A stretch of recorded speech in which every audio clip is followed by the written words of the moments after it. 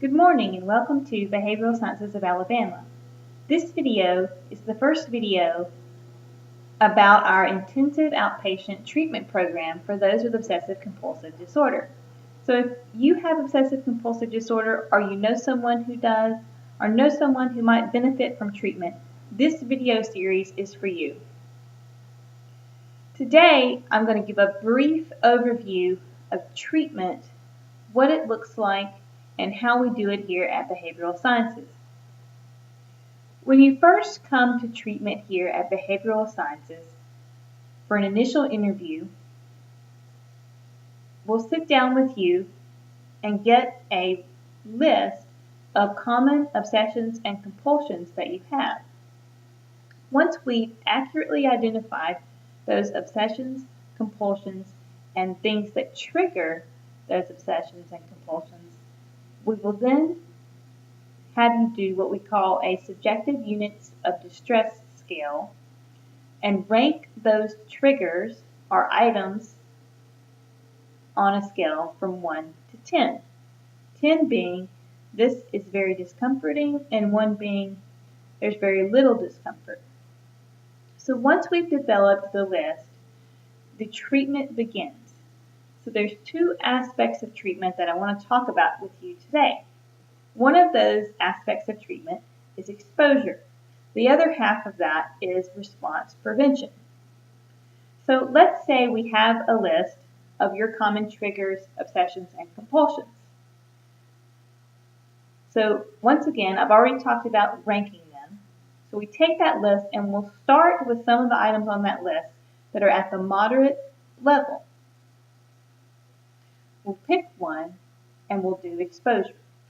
Well, exposure is the act of staying in a fearful or fearfully perceived situation, right, that is uncomfortable until anxiety decreases.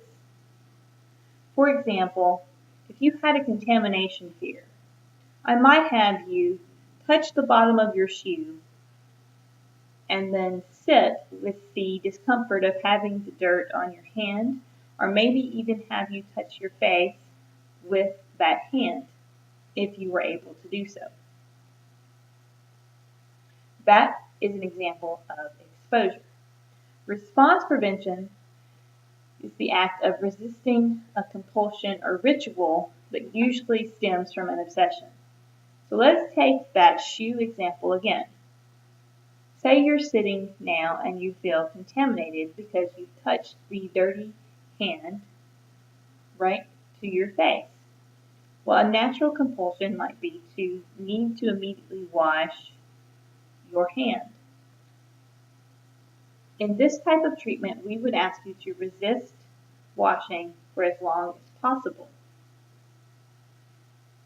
And that is the response prevention part of treatment. So as a client, you will be asked to engage in exposure exercises and resist compulsions. But you will always be prepared and know what's coming the next day in the treatment plan. So you can prepare yourself for that. And of course, we always go at the client's pace. So we're not going to throw you into things that are extremely uncomfortable. The reason that this works, and we know this through research, is because extinction occurs via habituation. So let's say, for example, this is my turtle, right? If a turtle sticks his head out and I tap it, he tucks his head back in because he's fearful of the stimulus, which is my finger, right? Well, over time, if the turtle keeps sticking his head out and I keep tapping it, right, then eventually he is no longer afraid. Habituation occurs when sensory neurons in someone's brain get fatigued. That's essentially what's happened here to our turtle. His sensory neurons, right, have become fatigued. And extinction causes that fatigue, and thus the fear is extinguished. So that is the reason that we do this type of exposure. That's a basic intro to treatment and the two main parts of treatment. If you have further questions, please feel free to contact us through our website. And thank you for your time. We look forward to seeing you soon.